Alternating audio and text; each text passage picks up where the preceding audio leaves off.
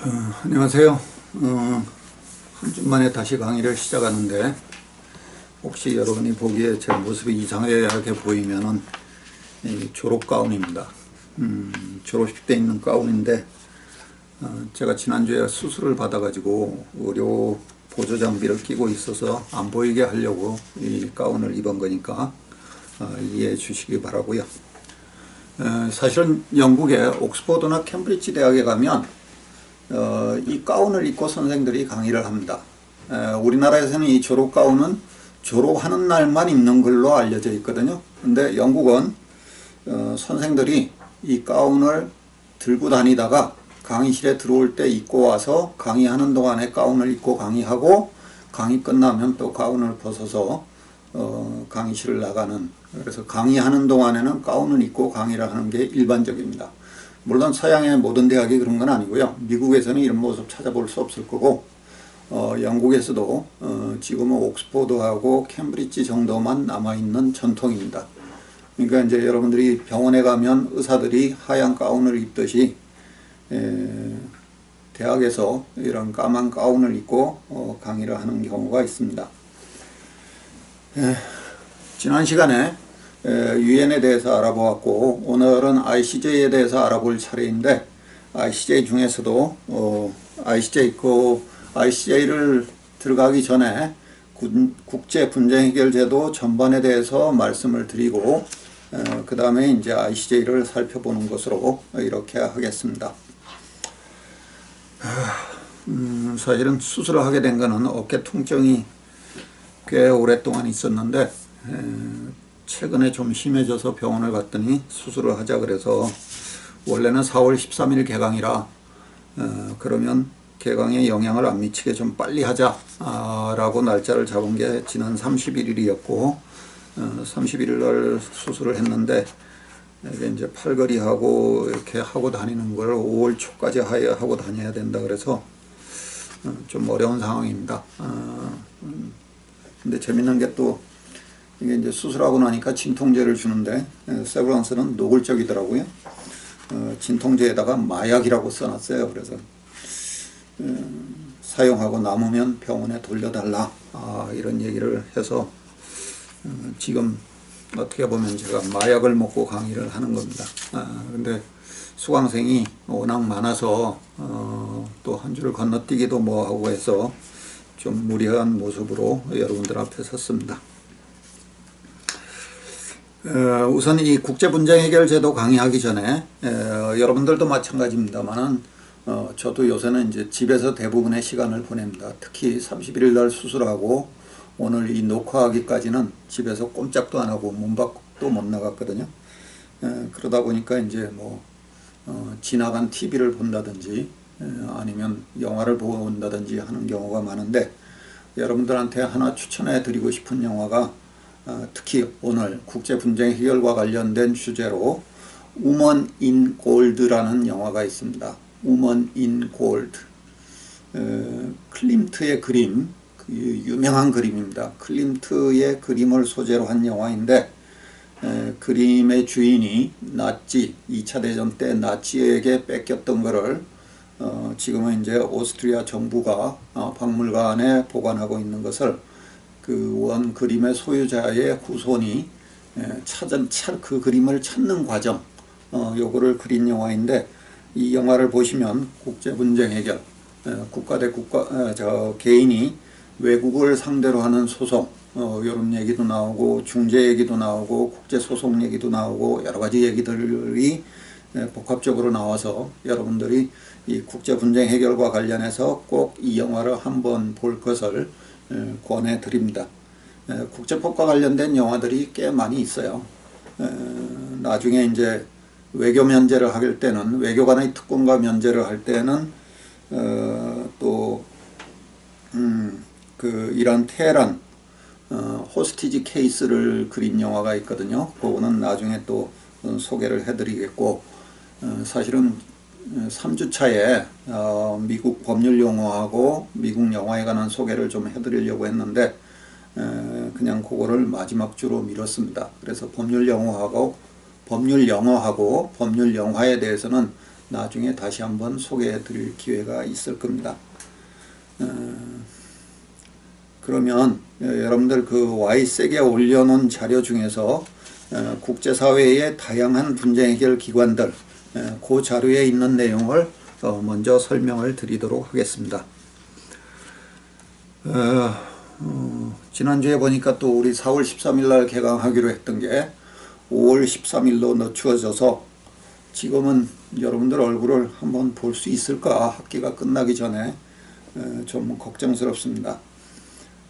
특히 이 수업을 듣는 로스쿨 학생들의 경우도 마찬가지고, 또 대학에 들어온 신입생의 경우도 마찬가지고, 대학에 처음 들어왔는데 하필이면 첫 학기를 이렇게 온라인 강의로 마주하게 돼서 안타깝기도 하고 그렇습니다.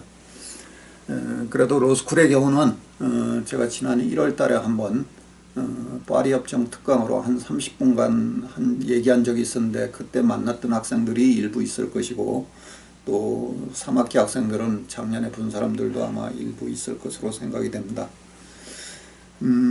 그 준비된 자료로 들어가도록 하겠습니다. 거기에 보면 국제사회의 다양한 분쟁 해결 기관들 이렇게 돼 있는데, 오늘 수업의 주제는 ICJ입니다. 이 ICJ를 보기 위해서 ICJ라는 게 이제 International Court of Justice 해가지고 유엔의 6개 주요 기관 중의 하나인 국제사법재판소를 얘기하는 건데, 국제사법재판소를 얘기하기 전에 전체적으로 큰 그림으로서 국제분쟁을 해결하는 방법에는 어떤 것들이 있는가, 그거를 먼저 보는 게 좋겠다라고 해서 한 페이지 제가 마련을 한 게 그 자료입니다. 제일 첫 번째가 중재와 재판은 어떻게 다른가 이렇게 되어 있는데, 지난번에 우리 유엔 헌장 제33조 얘기를 했었어요. 그죠? 유엔 헌장에서 가장 중요한 의미를 갖는 조항, 유엔 헌장 제1조 1항 국제평화와 안전의 유지가 유엔의 목적이다 라는 게 있고요. 그 다음에 유엔 헌장 2조 4항에 보면 무력사용 금지 원칙이라는 게 있고, 또 무력사용과 관련해서는 51조에 자위권 행사를 위한 무력사용은 허용된다. 그 다음에 39조에서부터 51조를 커버하는 챕터가 챕터 7인데, 이 챕터 7에서 유엔의 안전보장이사회의 결정에 따라서 무력을 사용하는 것은 허용이 된다 라는 말씀을 드렸습니다. 그래서 2조 사항에서 무력사용 금지 원칙을 얘기하고 있고, 유엔 헌장 제7장에 따라서 유엔이 허용하는 경우에 무력 사용할 수 있다. 그 다음에 이제 51조는 제7장의 일부이긴 하지만 유엔의 허락 여부와 관계없이 사실은 고유한 권리로서 각 개별 국가는 자위권을 행사할 수 있다. 이런 얘기를 말씀드렸었고요. 그러니까 이제 제7장이 분쟁의 강제적 해결인데 관해서 그 앞에 제6장 유엔 헌장 33조에서 38조까지는 분쟁의 평화적 해결을 다루고 있다. 그래서 우리 유엔 헌장에서 평화적 해결과 관련해서 여러 가지를 얘기를 하고 있어요. 교섭도 있고 중개도 있고 조정도 있고 중재도 있고 사법적 해결도 얘기하고 있는데, 그 중에서 이제 교섭은 분쟁의 양 당사자가 하는 것이고, 중개라든지 알선이라든지 이런 거는 이제 제3자가 개입해서 분쟁의 양 당사자가 분쟁을 해결할 수 있도록 다리를 놔주는 것이고, 제3자가 개입을 해서 직접 분쟁에 대한 그 해결책을 제시하는 게 조정, 중재, 그리고 사법적 해결이라고 할 수 있습니다. 그 중에 조정은 분쟁의 양 당사자가 합의를 해서 조정인 세 사람을 정하고, 조정인 세 사람이 조정 보고서를 내면 그 보고서를 보고 분쟁의 양 당사자가 억셉트를 하면 분쟁 해결이 성립이 되는 것이고, 어느 한 당사자라도 억셉트를 하지 않으면 그 조정은 의미가 없게 되는 겁니다. 그러니까 이제 조정의 경우는 결과를 보고 분쟁의 양 당사자가 억셉트를 할지 안 할지를 판단을 하는 경우이고요. 중재는 조정과 마찬가지로 분쟁의 양 당사자가 3인의 중재인을 선정을 합니다. 그래서 3인의 중재인을 선정을 해서 그 3인이 중재 판정을 내리면 이 3위는 이제 양 당사자가 제출한 리턴 서미션, 중재 서면 뭐 이런 것도 보고, 그 다음에 이제 양 당사자를 불러서 실제 심리를 하기도 하고, 그래서 중재인 세 사람이 논의를 해서 결과를 내놓게 되죠. 그거를 중재 판정이라고 얘기를 합니다. 아비추럴 어워드라고 얘기를 해요. 제가 중재 판정이라고 말씀을 드렸습니다만은 요게 이제 중재 판정에서는 아비추럴 어워드라고 하고요. 또 비슷한 걸로 여러분들이 이제 미국 영화를 많이 보면 배심원들 나오는 영화가 있는데, 배심원들 나와서 재판의 진행을 보고 배심원들끼리 모여서 어떤 결정을 내립니다. 이 사람이 유죄인가 무죄인가 하는 결정을 내리게 되는데, 이 배심원들이 내리는 결정은 버딕트라고 얘기를 합니다. 그 반면에 우리 이제 사법적 해결인 재판소에 의한 분쟁 해결, 법원에 의한 분쟁 해결에서 재판관이 내리는 결정, 이거를 판결이라고 얘기를 합니다. 저지먼트라고 얘기를 하죠. 그래서 배심원들이 내리는 버딕트, 이 버딕트는 보통은 우리 번역에서는 평결이라는 표현을 쓰고요.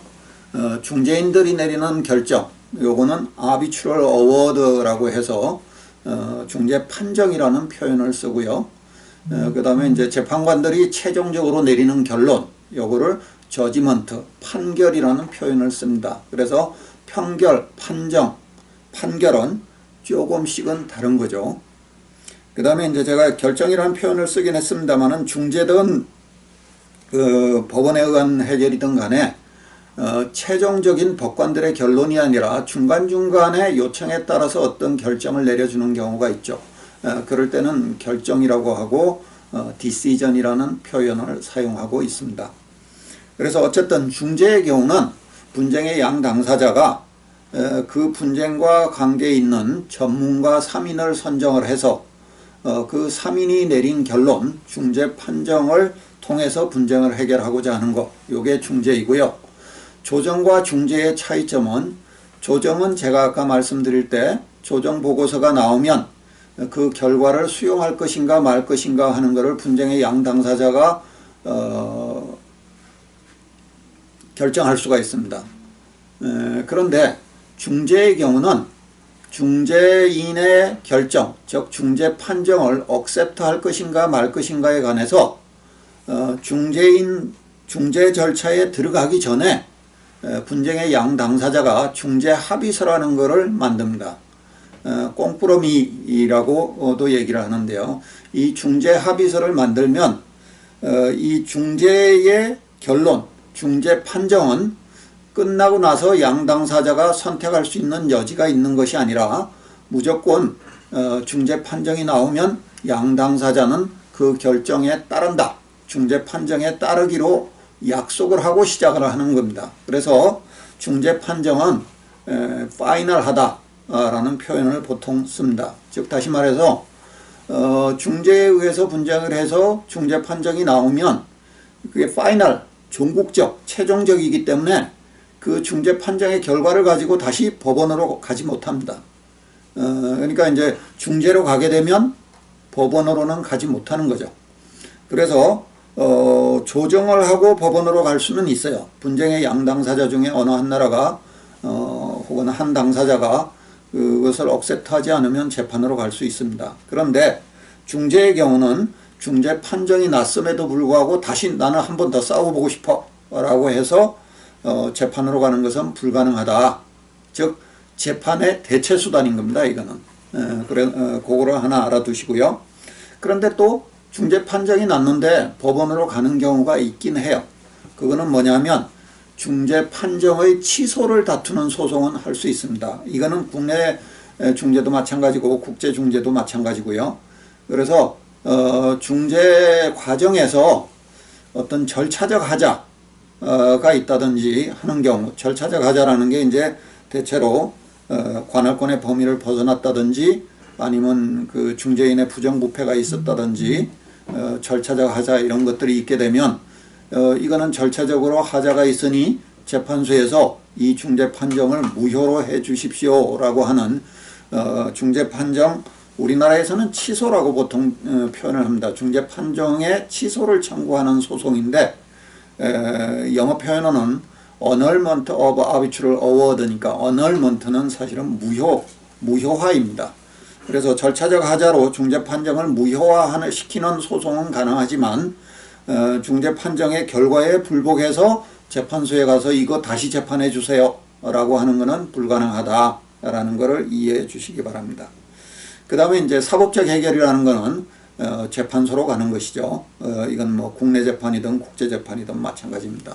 재판소로 가는 것을 주디셜 세틀먼트라고 해서 사법적 해결이라고 하게 됩니다.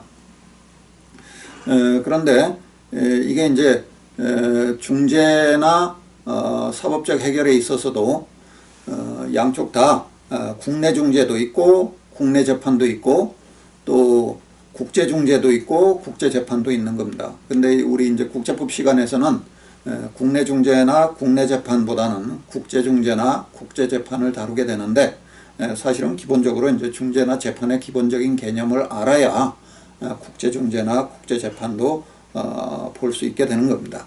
거기에 이제 중재와 재판은 어떻게 다른가 해서 그 밑에 그러면 누가 하는가라는 건데, 누가는 중재의 경우는 분쟁의 양당사자가 선정한 3인의 중재인이 선정을 하는 겁니다. 그러니까 이제 사건마다 중재인이 다를 수가 있겠죠. 재판은 국내 재판이든 국제 재판이든 이미 재판소의 재판관은 정해져 있어요. 그러면 그 재판관들이 사건을 담당하게 되는 겁니다. 그래서 지난 첫 시간인가도 말씀드렸겠지만 우리 국내 재판의 경우는 이제 1심, 2심, 3심 이렇게 3심제로 되어 있는데 조금 덜 중요한 사건의 경우는 지방법원 단독부, 그 다음에 지방법원 합의부, 대법원 이렇게 올라가게 되어 있고요. 중요한 사건, 중요도가 높은 사건의 경우는 지방법원 합의부, 고등법원, 그 다음에 대법원 이렇게 3심제를 밟게 되어 있는데 국제재판의 경우는 이렇게 여러 차례 심리를 하는 경우는 매우 드뭅니다. 그래서 일반적으로 국제재판은 단심제다 이렇게 이해를 하시면 되고, 조금 이따 살펴보겠지만 WTO 같은 경우가 특별한 예외로서 2심제로 진행이 된다라고 말씀드릴 수 있습니다. 그 다음에 이제 중재와 재판과 관련해서 시간과 비용 측면에서 어떤 장단점이 있는가 이런 얘기들을 많이 하는데 이거는 이제 사건에 따라 다르긴 합니다만은 지금 말씀드린 내용은 일반적인 얘기입니다. 법원에다가 소송을 가져가게 되면 순서를 기다려야 됩니다. 왜냐하면 법원이 내가 맡긴 사건을 딱 가져오기를 기다리고 있다가 사건이 접수하면 시작하고서 바로 재판할 수 있는 건 아니죠. 그래서 일반적으로 법원에 의한 분쟁 해결은 많이 걸립니다. 시간이 5년이 걸리기도 하고 7년이 걸리기도 하고 이렇게 되는 경우가 많죠. 그 다음에 이제 중재의 경우는 그 사건을 빨리 해결하고 싶으면 그 좀 덜 바쁜 덜 바쁜 전문가를 중재인으로 선정을 하면 됩니다. 그러면 이 사건에만 전념할 수 있는 사람을 중재인으로 선정한다면 사건이 빨리 진행이 되는 측면이 있겠죠. 그 다음에 이제 비용과 관련해서는 중재의 경우에 한 사람 1인 중재를 하기도 하고 3인 중재를 하기도 하는데 일반적으로는 3인 중재입니다. 중재 사건의 경우에도 제소, 피소 측이 다 자국을 변론하기 위한 변호사를 쓰게 됩니다. 그 다음에 중재인의 비용도 분쟁의 양 당사자가 부담을 하게 됩니다. 이 중재인의 비용과 관련해서는 아까 제가 중재를 하게 되면 중재 합의를 먼저 하게 된다 그랬는데 중재 합의에서 정하면 됩니다. 중재인의 비용을 패소자 측이 부담할 것이냐 아니면 중재인의 비용은 반반으로 할 것이냐, 이거는 양 당사자가 합의하면 되는 것이지만 어쨌든 중재인에게 들어가는 비용은 분쟁의 당사자가 부담을 하게 되는 겁니다. 그 반면에 재판으로 가게 되면 국내 재판이든 국제 재판이든 기존에 있는 재판소의 경우는 그 재판관, 법관의 월급은 국가가 주는 거죠. 예를 들어 ICJ 같으면 국제사법재판소, 유엔의 6개 주요 기관 중에 하나라 그랬죠. 그러니까 이제 유엔에서 이 사람들 월급을 주는 겁니다. 제가 국제기구 얘기를 가끔 했습니다만은 여러분들이 나중에 졸업을 하고 국제기구에 잡을 잡는 것도 괜찮겠다라는 생각을 하는 게 전반적으로 급여가 셉니다. 급여는 세고 휴가는 길고 세금은 안 냅니다. 세금을 안 낸다는 게 가장 크죠. 예를 들어 ICJ 재판관이 1년에 한 30만 불 받는다 그러면 우리 돈으로 하면 한 3억 5천 되는 거죠. 그런데 세금 한 푼도 안 내니까 엄청나게 큰 돈입니다. 물론 ICJ 재판관이 되는 거 쉽지 않아요. 우리나라에서는 아직 한 명도 배출하지 못했습니다. ICJ 재판관 나중에 보겠지만 15명이거든요. 15명인데 주요한 법문화 체계를 반영해서 지역별로 안배를 하게 됩니다. 그런데 우리나라는 1991년도에 유엔에 가입했기 때문에 유엔에 가입도 늦었고 아직까지는 ICJ 재판관을 배출하지 못하고 있습니다.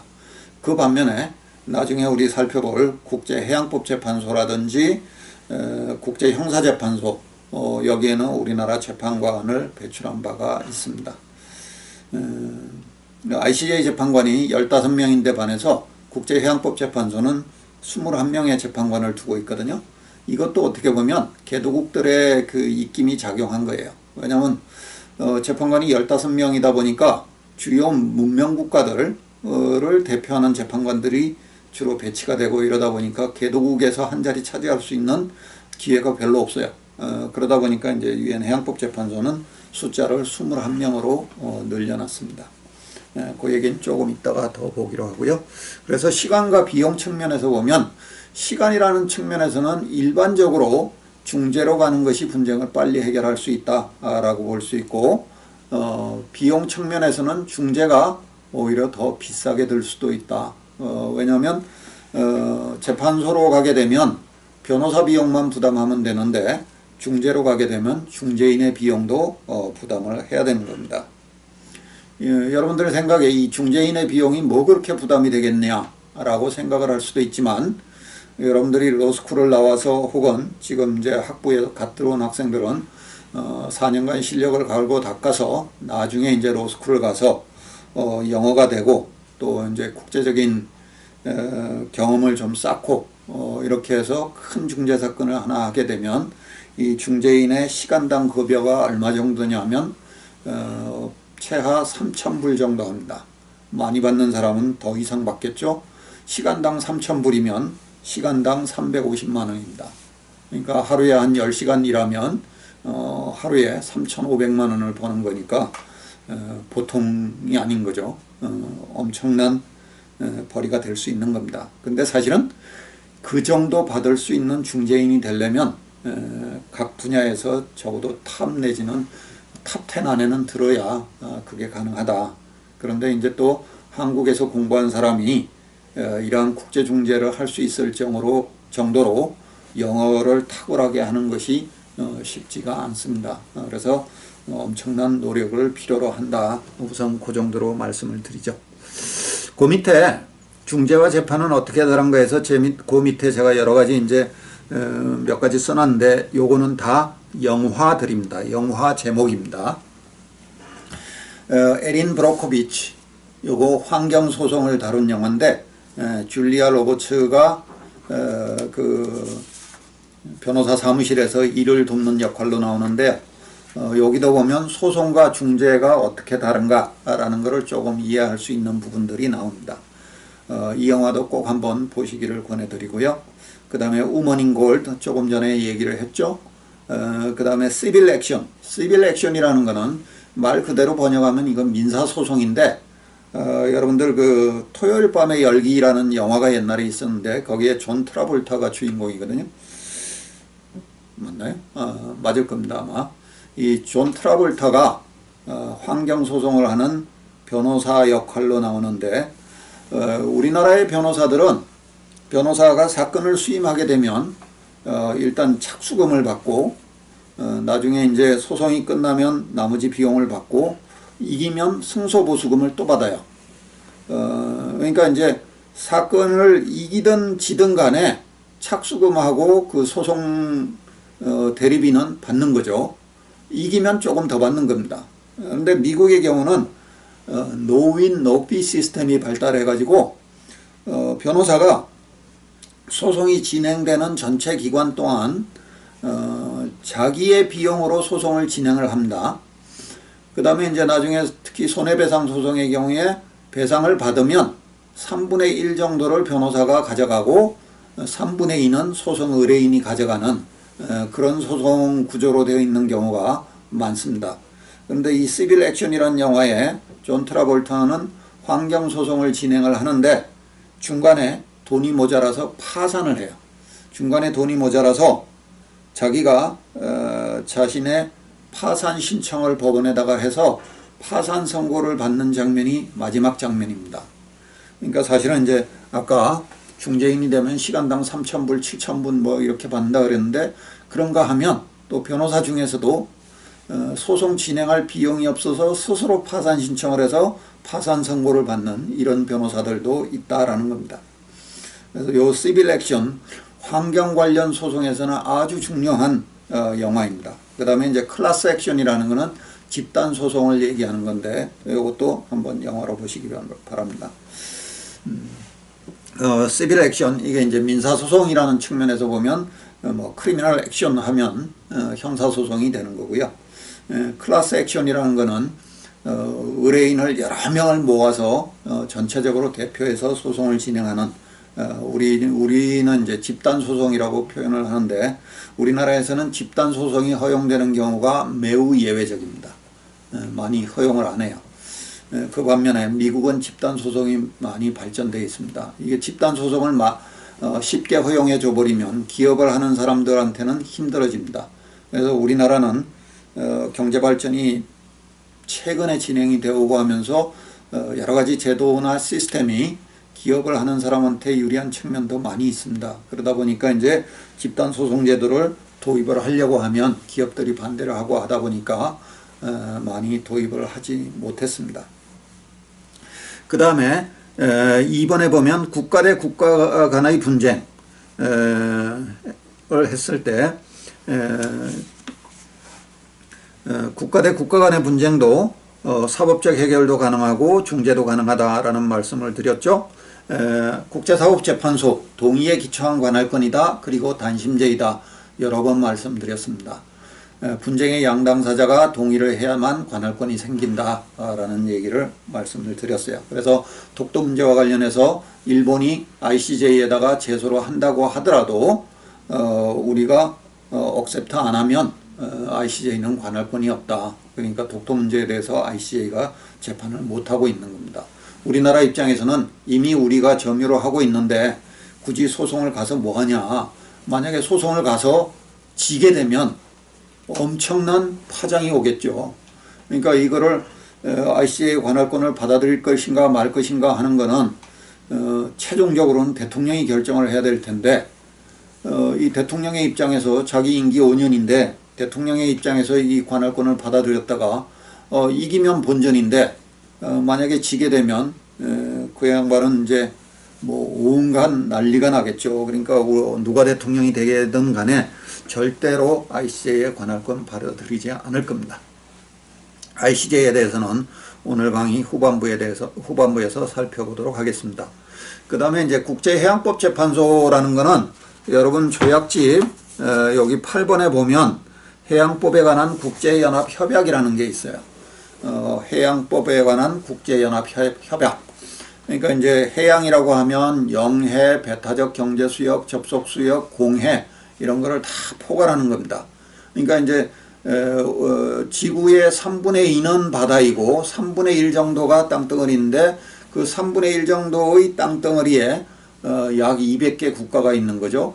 그 반면에 3분의 2에 해당하는 바다들, 이 바다들을 어떻게 관할할 것이냐 라는 것을 다뤄놓은 게 해양법에 관한 유엔 협약입니다. 그래서 지금 체제에서는 각 나라들이 12해리까지는 영해로 인정을 해주고 그 다음에 이제 기선으로 붙습니다. 기선이라는 거는 육지와 바다가 만나는 지점인데 저조선, 그러니까 이제 썰물일 때 물이 빠졌을 때 육지와 바다가 만나는 지점, 이거를 기선으로 삼아서 그 기선으로부터 12해리까지 영해를 인정해주고 기선으로부터 24해리까지는 접속수역으로 인정을 해주고 기선으로부터 200해리까지는 배타적 경제수역으로 해서 경제활동을 할 수 있는 관할권을 인정을 해주고 있습니다.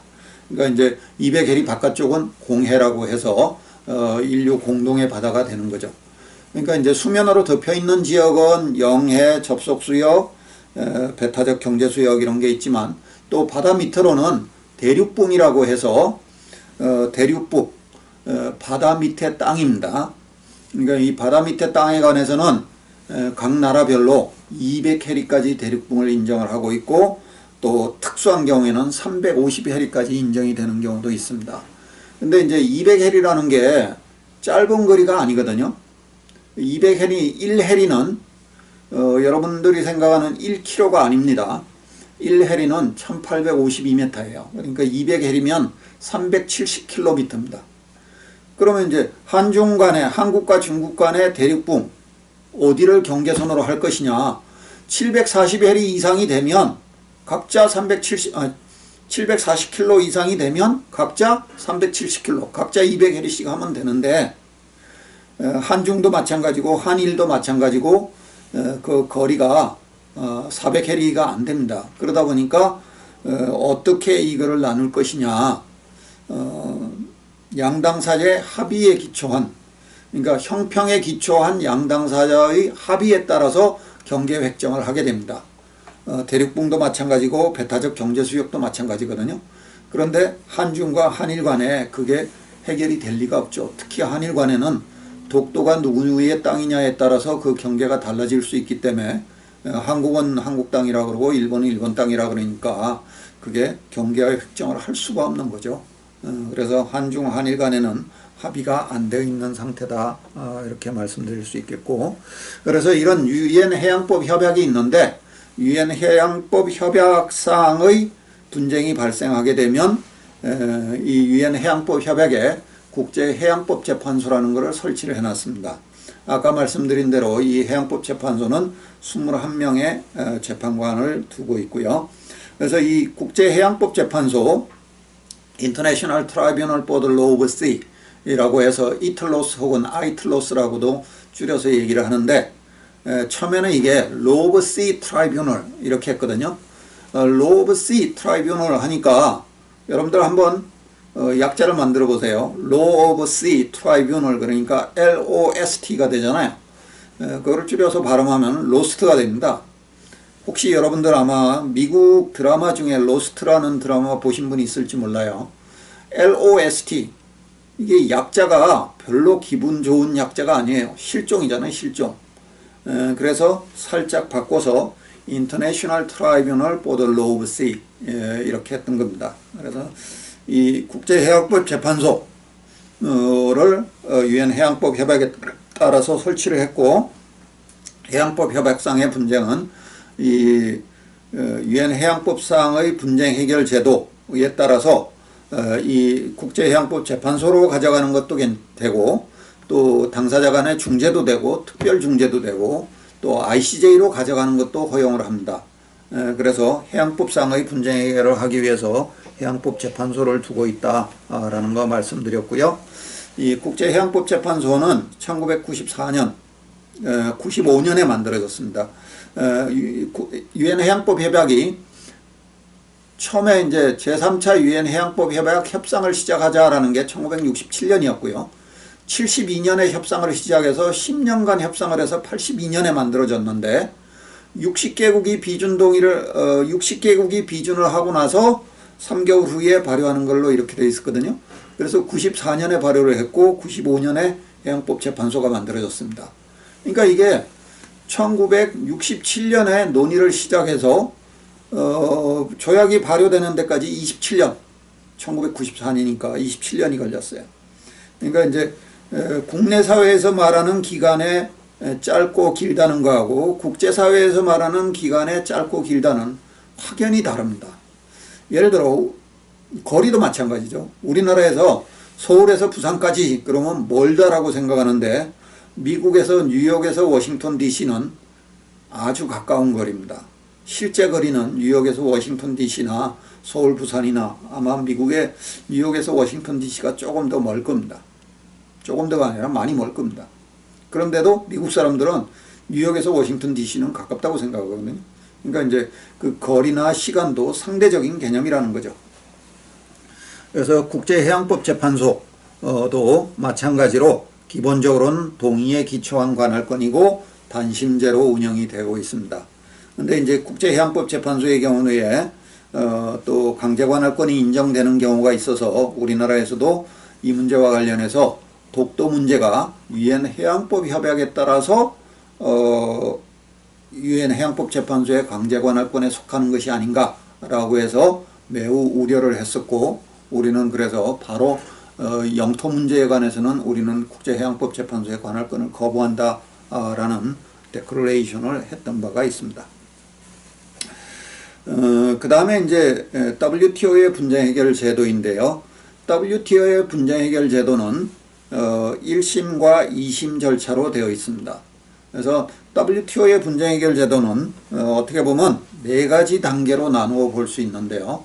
물론 이 WTO 분쟁해결 제도는 국제통상법 시간에는 이것만 가지고 3시간을 강의를 합니다만은 이 시간에는 그냥 간단하게 말씀드리겠습니다. 우리나라에서 그 얘기 전에 2001년도에 9.11이 일어났었죠. 중동의 테러 알카에다인가요? 중동의 테러 조직에서 미국의 그 무역센터 건물을 비행기로 공격하는 초유의 사건이 있었습니다. 그게 2001년 9월 11일이었거든요. 그로부터 10년, 정확히는 9년 반이 지난 2011년 3월 11일 일본의 그 대지진이 일어납니다. 그래서 그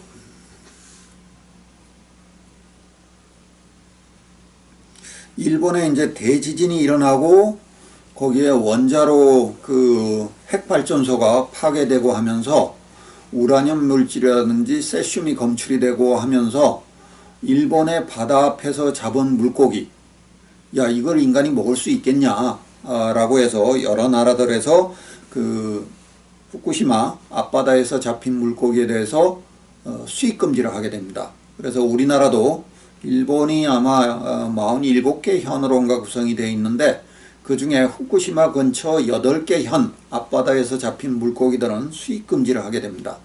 그러니까 이제 WTO 차원에서 보면 물고기도 상품인 거예요. 그러니까 우리가 이제 상품에 대한 수입 금지를 하게 되니까 원래 수출입 금지 특별한 사정이 없으면 못하게 돼 있거든요. 그래서 이것과 관련해서 우리가 일본 수산물의 수입 금지를 하는 것에 대해서 일본이 WTO에 제소를 한 적이 있었어요. 그래서 이걸 가지고 옥신각신했었는데 어쨌든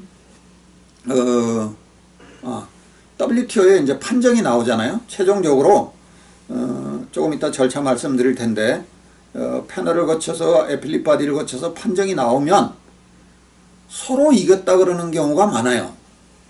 서로 이겼다 그러는. 그러니까 두 나라가 싸웠는데 양쪽이 서로 이겼대요. 국제재판에서 특히 그런 경우 많습니다. 왜냐하면 정부 입장에서는 국민들한테 졌다라고 표현하기가 뭐하잖아요. 그러니까 이제 여러 개의 청구사항 중에서 이긴 부분도 있고 진 부분도 발생하게 되면 각 국가에서 자기들이 이긴 부분을 강조하는 거죠. 그러면서 우리가 이겼다 이렇게 얘기하는 경우가 많습니다.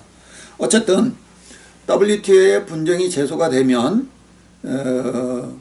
분쟁이 제소되기 이전에도 분쟁의 양 당사자는 서로 많이 옥신각신하고 협의도 하고 교섭을 했겠죠.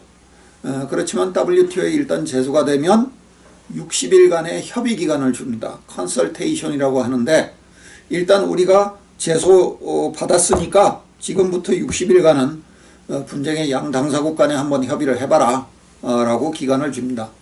그런데 60일 이내에 합의에 도달하지 못하면 어느 한 국가의 요청에 따라서 패널을 설치하게 됩니다. 패널을 설치하면 패널은 6개월간 양 당사자의 주장을 들어보고 법률관계를 검토해서, 여기서 법률관계라는 건 WTO 협정들입니다. WTO 협정상 이 분쟁에 대해서 어떻게 그 WTO 협정을 해석하고 적용할 것인지에 관한 결론을 내리게 되는 거죠. 그래서 1심이 패널 절차인데 이 패널 절차는 아까 말씀드린 중재하고 매우 유사합니다. 분쟁의 양 당사자가 패널, 그러니까 이제 중재인의 다른 표현이라고 보시면 돼요. 세 사람의 중재인을 선정하는 겁니다. 세 사람의 패널리스트를 선정을 해서 이 세 사람의 패널리스트가 분쟁의 양 당사자의 사실관계 주장이라든지 법적 주장이라는 것을 살펴보고 자기들이 이제 객관적으로 법을 해서 적용해서 결론을 도출한 거, 이게 패널 보고서입니다. 그러면 이제 패널 보고서가 나오면 먼저 분쟁의 양 당사자한테 회람을 시키고 WTO 전체 회원국한테 회람을 시키는데, 이 WTO 분쟁 해결 제도는 특이하게도 이 패널 보고서 자체는 법적 효력이 없어요. 전체 WTO 회원국들이 모인 분쟁 해결 기구에서 이 패널 보고서를 채택하는 절차를 거치게 됩니다. 그래서 이 채택하는 절차를 통해서 채택이 되면 비로소 이제 법적 효력이 부여되는 거예요. 그런데 A국과 B국이 다투는데 패소한 국가에서 우리는 이 문제를 항소하겠다라고 하면 항소가 되는 겁니다. 2심 절차로 들어가요. 그러니까 1심이 패널 절차이고 1심은 6개월 이내에 결론을 내리도록 되어 있거든요. 그러면 이제 항소기구 절차로 가게 되면 항소기구는 패널 절차와 달리 패널 절차는 사건마다 3인의 패널리스트를 선정하는 데 반해서 항소기구는 이미 기존에 4년 임기에 7명의 항소기구 위원들이 정해져 있습니다. 애필릿 바디 멤버라고 하는데 이 사람들의 임기는 4년이에요. 그러면 이 항소기구에 이제 항소를 하게 되면 7명의 멤버 중에 바이 로테이션 돌아가면서 3명이 한 사건을 담당하게 됩니다. 그래서 이 3명이 뭘 보냐면 패널은 분쟁 양당사자의 사실관계 주장과 법적인 해석, 법적 적용, 그러니까 사실 문제와 법률 문제를 다 살펴보는 데 반해서 애필릿 바디는 사실관계는 패널에서 이루어진 것을 그대로 인정을 하고 법률 문제를 보게 됩니다. 즉 패널이 이 사안에서 법의 해석과 적용을 제대로 했는지 그거를 살펴보게 돼요. 그러니까 우리 국내 법원에서도 1심과 2심은 사실관계, 법률 문제를 다 보는 데 반해서 우리 대법원은 법률 문제만 보는 법률심이거든요. 여기 WTO의 항소기구도 마찬가지입니다. 법률심입니다. 그래서 7명 중에 3명이 한 사건을 맡아서 법률 적용이 제대로 됐는지 그거를 보고 보고서를 내놓게 됩니다. 그게 항소기구 보고서예요. 그러니까 이제 항소기구에서는 패널이 내린 법 적용이나 결론이 적절한지, 적절한다면 인용을 하겠죠. 인용한다. 이거는 이제 uphold, citation이 아니에요. uphold라고 그러면. 그러니까 이제 패널의 결론을 지지하는 거예요.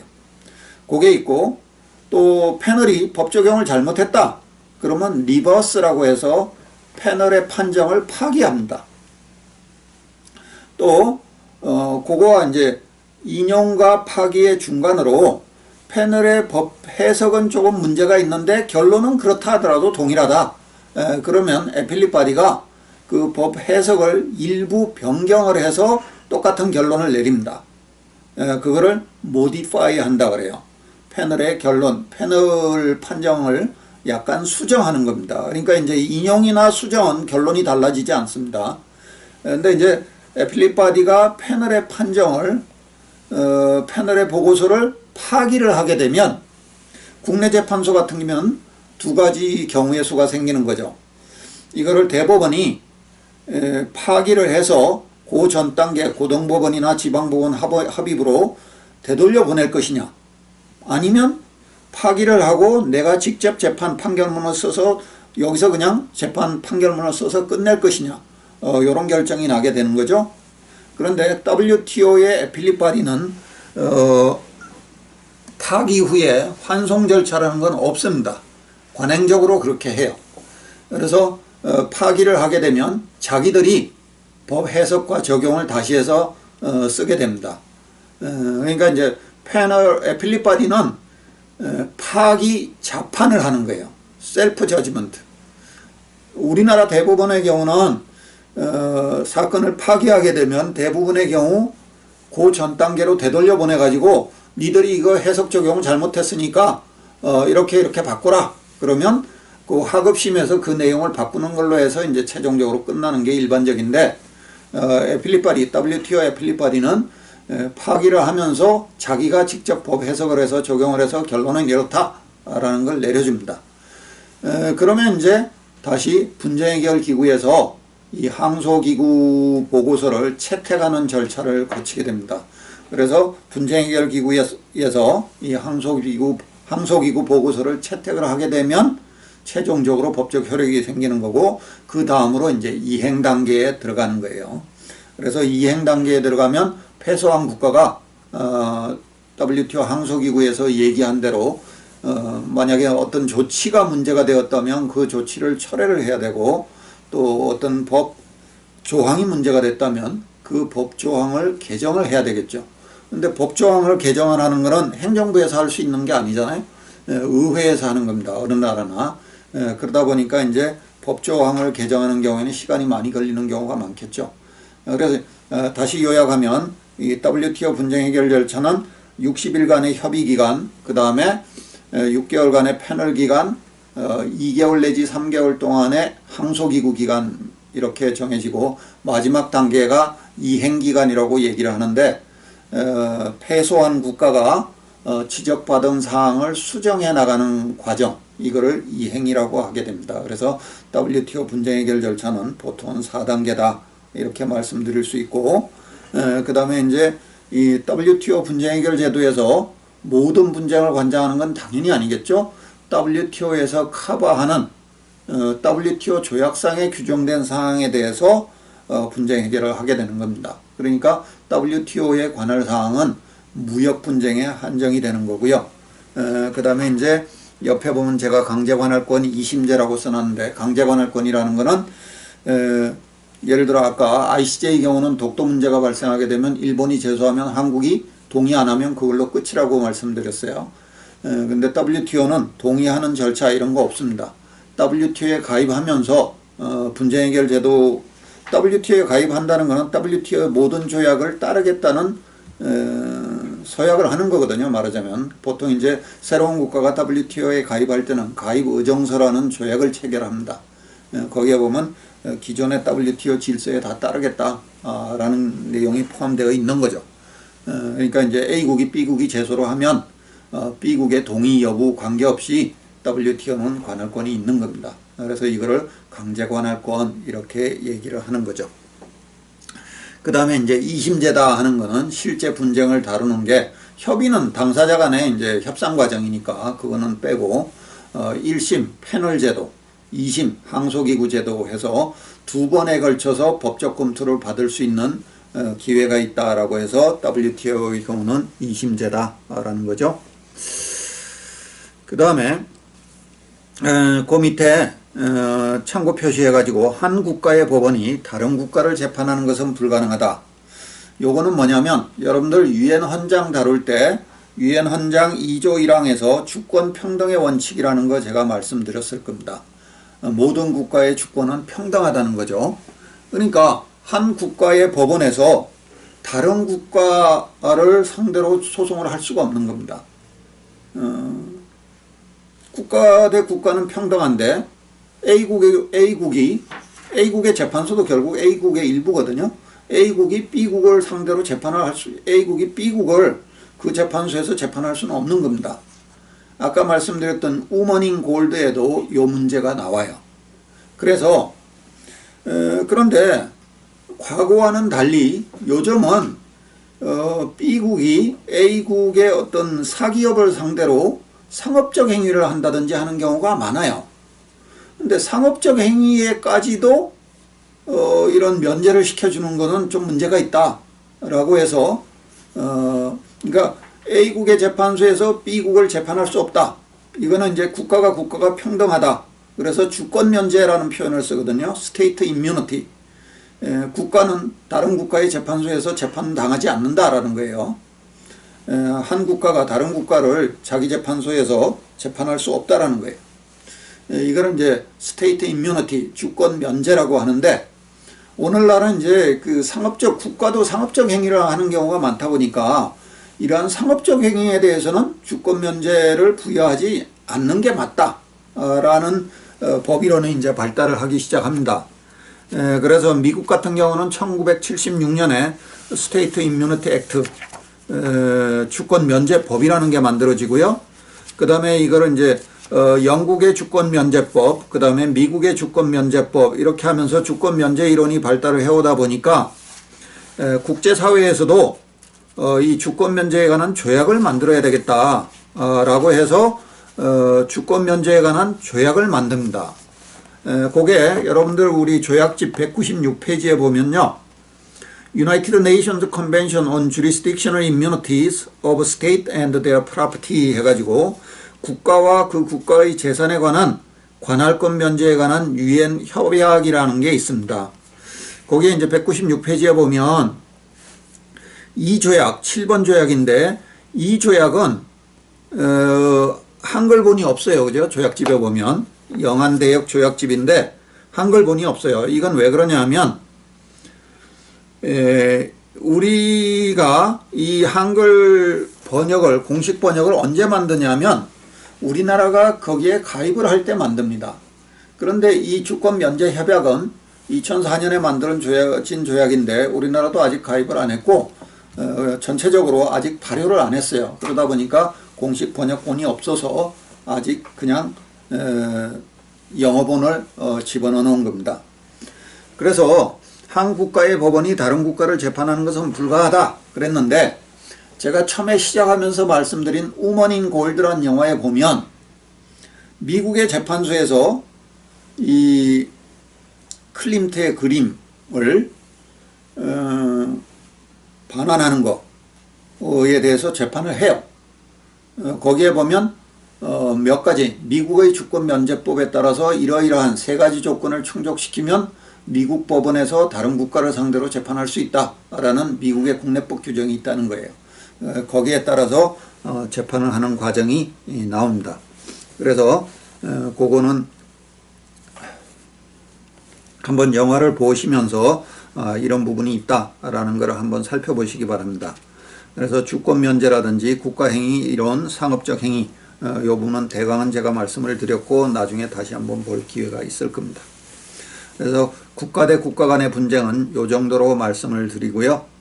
그 밑에 3번에 보면 사인 대 국가 간 분쟁 해놨는데, 사인이라는 거는 이제 여러 번 말씀드렸습니다.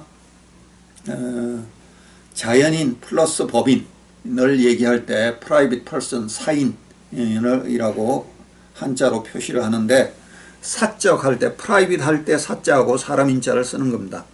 그래서 개인이나 회사가 국가를 제소할 수 있는가? 전통국제법에 따르면 예를 들어 우리는 이제 국내 얘기를 하는 게 아니라 국제 얘기를 하는 거니까 미국인이 한국 정부를 상대로 소송할 수 있어요. 당연히 있어요. 우리 정부의 어떤 조치로 인해서 한국에 체제하는 미국인한테 피해를 줬다. 그럼 그 미국인은 행정소송 제기할 수도 있고 국내에서 소송하는 거 당연히 할 수 있습니다. 그래서 전통국제법 하에서는 그 나라의 행위를 다투고자 하면 그 나라의 법원에서 다투라 라는 게 전통국제법이에요. 그런데 오늘날에 와서 외국인이 어느 특정 나라의 조치로 인해서 그 나라에서 재판을 하려고 보니까 그 나라의 재판소는 아무래도 그 나라 편을 들기가 쉬울 거다, 못 믿겠다 하는 경우가 많아요. 그래서 만들어진 게 그 밑에 나오는 것들입니다. 그래서 예를 들어서 미국인이 한국에다가 투자를 했는데 한국 정부가 어느 날 갑자기 수용을 했어요. 그랬을 때 미국인 투자자는 엄청난 손해를 볼 거, 피해를 입을 거예요. 그럴 경우에 이제 우리 법원에서 다투는 거, 그거는 얼마든지 가능해요. 지금도 가능하고 과거에도 가능해요. 근데 이제 아무래도 한국 법원은 한국 정부의 편을 들 가능성이 높다고 보는 거죠. 외국인이 볼 때는. 그러니까 야, 이거 난 못 믿겠다 이렇게 될 수가 있죠. 그런 거에 대비해서 나타나는 게 그 밑에 나오는 ISDS라는 겁니다. Investor State Dispute Settlement. 투자자 대 국가 간 디스퓨트 세틀먼트입니다. 그러니까 투자자 대 국가 간 디스퓨트 세틀먼트. 이 표현 자체로 보면 뭐 투자자가 그 투자 유치국의 국내에서 소송을 하는 것도 이 ISDS에서 속하는 거지만 일반적으로 국가 대 국가 간의 양자 간 투자 조약을 체결해 놓는 경우가 많아요. 그거를 BIT라고 합니다. Bilateral Investment Treaty라고 하는데 양자 간 투자 조약에 규정되어 있는 경우도 있고 우리나라와 미국 간에는 한미 FTA에 투자 챕터가 있어가지고 그 투자 챕터에서 Investor State Arbitration을 인정하고 있어요.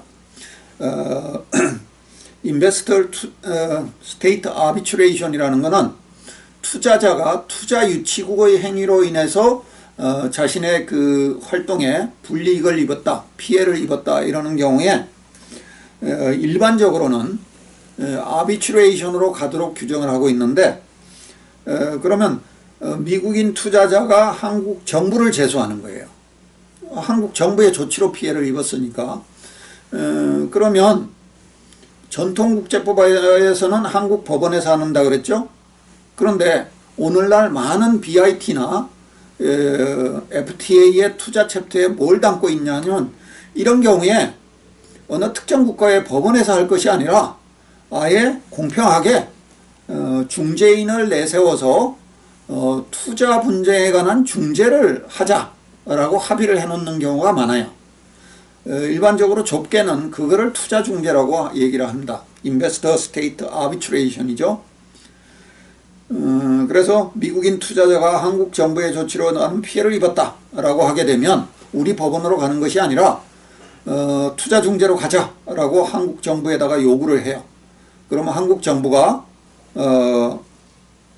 6개월간의 보통 냉각 기간을 갖고 투자자가 중재재판부 설치해 주세요 라고 하게 되면 투자 중재의 절차가 시작이 되는 겁니다. 그래서 이게 이제 우리가 한미 FTA를 체결할 때 투자 챕터에 이 ISDS를 넣는 거를 두고 우리 국내에서 많은 논란이 있었어요. 야, 이거 사법주권 침해다. 사법주권 침해라는 얘기가 많이 나왔어요. 왜 그러냐면 미국인 투자자가 한국 정부의 조치로 인해서 피해를 입었으면 우리 국내 법원에서 해결하면 되는 것이지 왜 투자 중재로 가냐. 그러니까 우리나라의 사법주권을 침해하는 행위다. 이렇게 얘기를 한 거예요. 근데 한편으로 봐서 미국인 투자자의 입장에서 보면 한국의 법원보다는 투자 중재로 가는 것이 훨씬 유리하겠죠. 한국 정부의 입장에서 보면 외국인 투자를 유치를 해야 돼요. 그게 이제 외국인 투자가 국내 그 경제정책 측면에서 보면 많은 취업 기회가 되는 거죠. 그래서 외국인이 국내에 와서 공장을 짓거나 투자를 해서 무슨 활동을 한다 그러면 우리 국내 사람들을 고용을 할 테니까 이 투자 촉진, 고용 기회의 증진 바로 연결되는 개념입니다. 그러니까 이제 투자 유치를 하기 위해서 BIT나 FTA의 투자 챕터에다가 이 투자 중재 제도를 넣어두는 경우가 많다. 그게 이제 최근의 추세이다 라고 말씀드릴 수 있고 사실은 우리는 한미 FTA 이전에도 대부분의 BIT나 이런 데서 이 투자 중재 제도를 넣어두고 있었는데 그전에는 별 문제가 없다가 한미 관계라는 건 좀 특수한 면이 있는 거죠. 한국과 미국 간의 관계는 정말 특수한 면이 있습니다. 한편으로는 미국이 6.25 전쟁 이후에 우리를 도와줘서 정말 고마워하는 측면이 있는가 하면 특히 또 1970년대 80년대에 대학을 다닌 사람들은 미국의 자본이 한국에 와서 인권을 한국의 노동력을 착취하고 그러면서 그 한국의 노동자들을 제대로 대우하지 않았다 이런 것들에 대한 피해의식이 많이 있습니다. 그러다 보니까 이거에 대해서 반발이 심했는데 이게 이제 사법주권 침해다 그러는데 사실은 사법주권 침해라고 보기는 어려워요. 왜냐하면 이 조약 누가 체결했어요? 우리 정부하고 미국 정부하고 체결한 겁니다. 한국 사람들의 의견이 반영돼서 우리 정부가 필요해서 체결한 거거든요. 그러다 보니까 사법주권 침해라고 보기는 어려운 측면입니다. 이거는 이제 한편으로 그 사법주권 침해라고 얘기하는 사람한테 이 얘기를 뒤집어 놓고 당신이 한국의 기업을 운영하는 사람이다. 그런데 중국에다가 투자를 하려고 한다. 근데 중국 정부의 조치로 인해서 만약에 당신 기업이 피해를 입게 되면 당신은 어떠한 방법에 의해서 분쟁을 해결하고 싶은가? 1번, 전통국제법에 따라 중국 국내법원에 의해서 해결하는 게 맞다. 2번, 아니다. 중국 국내법원은 좀 믿기가 어려우니까 국제투자중재제도에 의해 해결하는 것이 맞다. 그러면 여러분들의 생각은 아마 대부분 2번으로 바뀔 겁니다. 그래서 이게 이제 투자중재, 투자분쟁과 관련해서 이 투자중재제도를 넣어두는 경우가 매우 많이 있다. 그래서 이게 우리나라에서는 특히 문제가 됐던 게 론스타 케이스가 문제가 됐었습니다. 론스타라는 기업이 우리나라 1997년, 98년 경제위기 이후에 우리나라 그 당시에 부실 상태에 빠져 있던 외환은행을 인수를 했고요. 그 외환은행 인수한 거를 이 론스타는 경영활동을 해서 이익을 내는 게 목적이 아닌 그냥 투자 기업입니다. 투기를 목적으로 하는 펀드예요. 그러니까 이제 외환은행을 사서 구조조정을 잘 해갖고 팔아먹고 나가는 게 그러니까 싼 값에 기업을 사서 구조조정을 잘 해서 비싸게 만들어서 어느 정도 이익 실현이 되면 나가는 게 그 론스타의 목적이거든요. 그러니까 이제 우리나라에서 이익이 가장 많이 남을 때 팔고 나가려고 그랬는데 우리나라에서 판매 승인을 안 해주고 하면서 지연이 되고 하면서 많은 손해를 본 거죠. 그러니까 론스타에 의하면. 그래서 그 손해본 부분을 배상을 해라 라는 게 론스타 케이스입니다. 그래서 청구 액수가 46억 달러, 지금의 환율로 하면 약 5조 5천억 정도 될 겁니다. 이게 현재도 진행 중이에요. 아까 제가 시작할 때 중재와 소송과 관련해서 시간과 비용 측면에서 어떤가 그랬는데 사실은 이 론스타 케이스는 2012년 12월 달에 시작됐으니까 지금 약 7년 반이 됐는데 아직 결론이 안 나왔어요. 일반적으로 평균 투자 중재는 3년 반 정도 걸리는데 2배의 시간이 걸렸는데도 아직 결론이 안 나왔고 이미 이 사건과 관련해서 약 200억 원의 돈이 들어갔다. 우리 정부에서 소송 비용이죠. 라는 얘기도 있습니다만은 아직 결론은 안 나왔고 만약 결론이 나와서 만약에 패소하게 되면 지금까지 들어간 200억 원이라는 건 세 발의 피인 거죠. 5조 5천억이면 5조 5천억의 1%가 550억이니까 이 결론이 나오고 나면 엄청난 파장이 있을 겁니다. 물론 중재라는 게 투자자 측에서 청구하는 액수가 거의 다 손해배상 액수로 나오는 경우는 드물어요. 그러니까 5조 5천억을 맞을 가능성은 드뭅니다. 그러나 어쨌든 1조만 하더라도 엄청난 겁니다. 이번에 이 코로나 사태와 관련해서 정부가 처음에 추경 예산으로 편성했던 게 아마 11조인가 되니까 그거 전체의 반 정도에 해당하는 거를 그 11조는 결국 우리 국민들한테 나눠주는 거잖아요. 국민들한테 돌아가는 거지만 이거 만약에 패소해서 5조 5천억을 주게 되면 우리 세금을 가지고 그냥 외국 기업한테 과거에 우리 정부가 잘못했다라는 손해배상으로 5조 5천억을 줘야 되니까 엄청난 파장이 일어날 겁니다. 그 옆에 제가 운시트라라고 익시드라고 표현하는 건 뭐냐면 이 투자중재제도는 어떠한 방식의 투자중재를 할 것인가 라는 거는 당사자가 선택하는 거예요. 그래서 이 중재를 하는 방식에는 운시트랄 United Nations Commission on International Trade Law 운시트랄에서 만든 중재 규칙이 있는데 운시트랄 중재 규칙에 따라서 중재를 할 것인가 아니면 월드뱅크 그룹 안에 익시드라고 있어요. 익시드는 International Center for Settlement of Investment Dispute입니다. 그러니까 국제투자분쟁해결본부 이 국제투자분쟁해결본부를 설립하는 조약이 International Convention on Settlement of Investment Dispute입니다. 우리 조약집에 여기 23번 조약에 익시드가 있어요. 그래서 요거는 나중에 한 번 더 살펴보도록 하겠습니다. 그래서 사인이 국가를 상대로 분쟁을 가져오는 경우도 있다. 그래서 여기 이제 국가가 개입이 되기 때문에 이것도 국제법의 한 영역이다. 이렇게 말씀을 드릴 수 있어요. 보통 이제 사인 대 사인 간의 분쟁을 국제법에서 얘기하지는 않거든요. 그 밑에 4번에 제가 사인 대 사인 간의 분쟁 해결을 적어 놓은 거는 비교해서 설명을 드리기 위해서 적어 놓은 겁니다. 그래서 예를 들어 삼성이라는 회사가 미국의 어느 회사한테 물건을 수출하려고, 그러니까 무역이죠.